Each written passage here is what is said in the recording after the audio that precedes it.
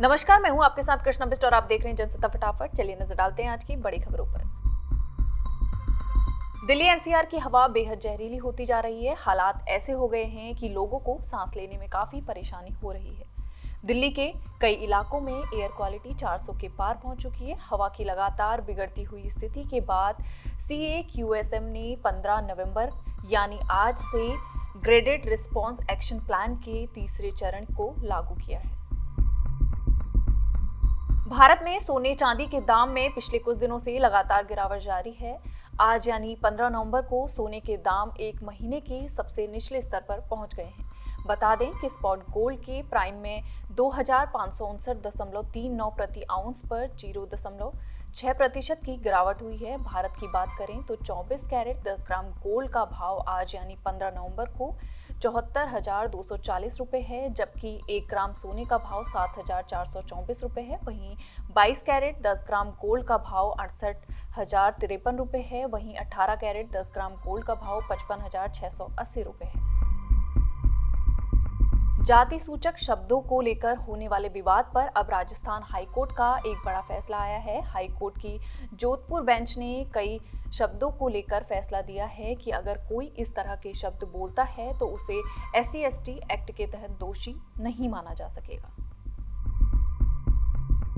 उत्तर प्रदेश के फिरोजाबाद में आज सुबह एनकाउंटर के बाद गैंगस्टर कुलदीप सिंह को पुलिस ने गिरफ्तार कर लिया। एनकाउंटर के दौरान गैंगस्टर के पैर में गोली लगी है, उसे अस्पताल में भर्ती करवाया गया है। इस एनकाउंटर में थाना सिरसागंज की पुलिस और सर्विसलैंड टीम शामिल थी। कुलदीप पर 50,000 रुपये का इनाम घोषित है। गैंगस्टर कुलदीप सिंह 13 साल से फरार था और 2011 से थाना सिरसागंज में वांटेड चल रहा था।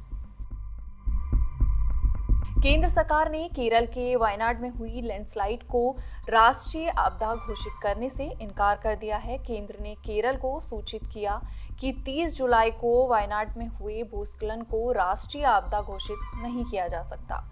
साथ ही केंद्र सरकार ने ये भी कहा है कि केरल सरकार के पास राहत कार्यों के लिए पर्याप्त धनराशि उपलब्ध रही है। राज्य सरकार ने इस त्रासदी से प्रभावित लोगों के राहत और पुनर्वास के लिए केंद्र से 900 करोड़ रुपए की सहायता मांगी थी।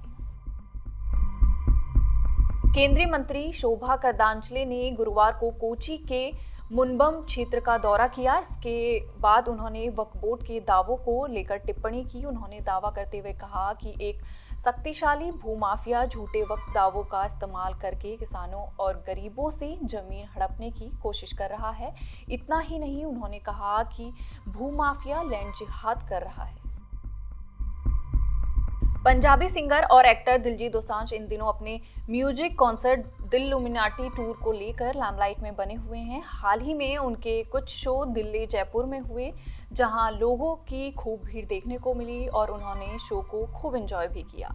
अब उनका कॉन्सर्ट आज शुक्रवार को हैदराबाद में होना है, लेकिन उससे पहले ही वो विवादों में घिर गए हैं।